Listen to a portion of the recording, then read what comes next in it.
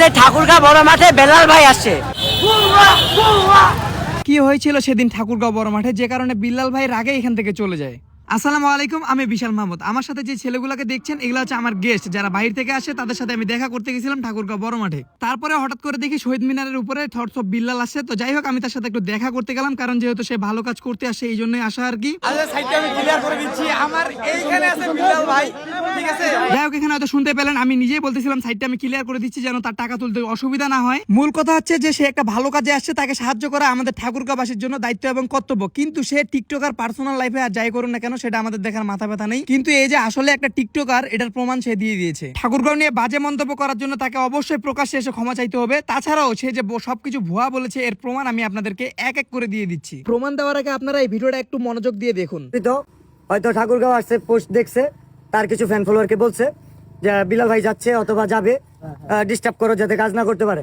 আমি বলতেছি আগামী 24 ঘন্টার মধ্যে উমরের ফ্যান ফলোয়ারদের দৃষ্টি আকর্ষণ করছি। ওরা কি করবে জানি না, বাট উমর যদি এটা নিয়ে কথা না বলে, মাফ যদি না চায়, ওর ফ্যান ফলোয়ার গাজীপুর ছাড়া বাকি 63টা জেলায় উমর বয়কট। এন্ড এর পরবর্তীতে উমরের সাথে যদি কিছু হয়, থটস অফ বিলাল দায়ী না। যাই হোক, আপনারা হয়তো মনোযোগ দিয়ে শুনেছেন থটস অফ বিলাল নাকি জ্ঞানদাতা কন্টেন্ট ক্রিয়েটর, কিন্তু এই কন্টেন্ট ক্রিয়েটরের মাথায় কোনো জ্ঞানই নেই। এই যে বললো ওমরের ফ্যান বাধা দিছে, আসলে মূল কাহিনীটা আমি আপনাদেরকে দেখাচ্ছি। এখন ভিডিওটা মনোযোগ দিয়ে দেখুন।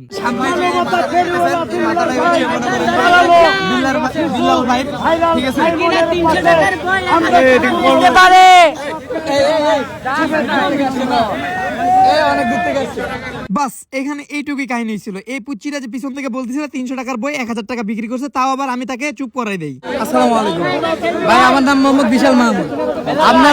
আপনার সাথে দেখা করা, জি ভাই, ভাই আপনার সাথে দেখা করার ইচ্ছা অনেক আগে থেকেই ছিল। ঠিক আছে,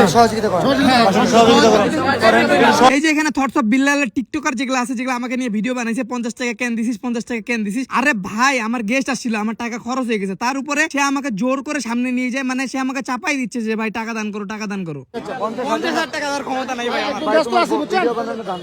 হ্যাঁ দিয়ে দাও, এটা আবার দেখাইতে ভাই একটু সামনে গেলাম ভাই, দেখাবো না, আমি টাকা দেখাবো না ভাই।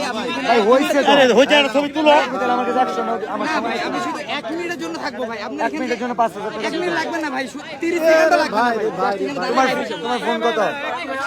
আচ্ছা ঠিক আছে। এই ভিডিওতে যিনি ধেরে ভাই বিরক্তিকর প্রকাশ করছিলেন, তার নাম নিপেন্দ্রনাথ। তিনি তার ভিডিওতে বলছে তিনি নাকি আমি নাকি 50 টাকার বিনিময়ে তার সাথে ভিডিও করতে চাইছিলাম। আসলে আমি তার সাথে কথা বলতেছিলাম, এই ভাই খালি বিরক্তিকর প্রকাশ করতেছিল। মানে কথাই আছে না, যার বিয়ে তার হুঁশ নাই, পাড়া প্রতিবেশীর ঘুম নাই, তেমন হয়েছে এই বিল্লালের চামচার এই অবস্থা। আমার পিছনে এখন যে ছেলেটিকে দেখছেন, এই ছেলেটাই বলছিল আর কি যে 300 টাকার বই 1000 টাকা বিক্রি করছে। তো আমি তাকে কিন্তু বাধা করি তৎক্ষণাৎ। আর সে আর কি ওমরকে নিয়ে বলছিল যে শয়তান ধরার গর্জন নামে ওমর ভাই একটা বই লিখছে।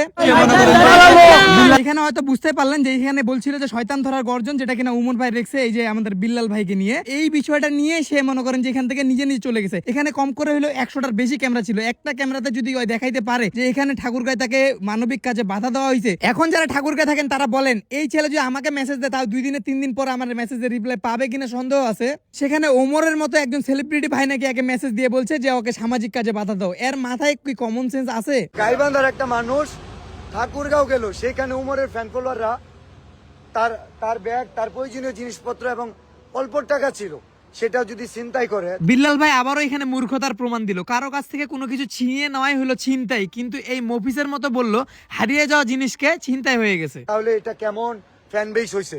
সে ফ্যান বেসের কথা বলতেছে। আসুন এবার বিল্লাল ভাইয়ের ফ্যান বেস দেখে আসি।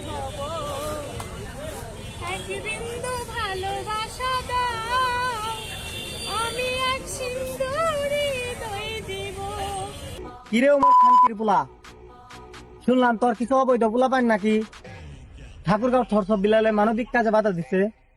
তোর 24 ঘন্টা সময় দিলাম, 24 ঘন্টার মধ্যে যদি থটস অফ বিলালের কাছে ক্ষমা না চাস, তোর নগদে চুদলিং কম করে দিব। খানকির পোলা, মাথায় সেপ্রাক মান্দার পো।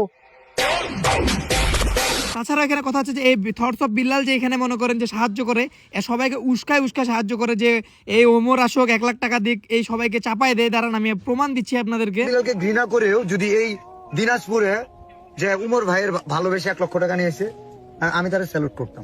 স্যালুট জানাই, ঠিক আছে। মূল কথা হচ্ছে এখানে ঠাকুরগার কোনো ছেলে কোনো কিছু করে না। এর ওমরের আগে থেকে অনেক কাহিনী ছিল, যে কারণে এ আমাদের ঠাকুরগার নাম ভাঙ্গায় ওমরকে আর কি ছোট করতে চাইছিল। যাই হোক, ভিডিও অনেক বড় হয়ে গেছে আর ভিডিও বাড়াইতেও চাই না। তো আপনারা যারা বুঝেন নাই, কারো কোনো প্রশ্ন থাকলে আমাকে বলবেন, পরে আমি আবার সলভ করার চেষ্টা করব। আসসালামু আলাইকুম রহমতুল্লাহ।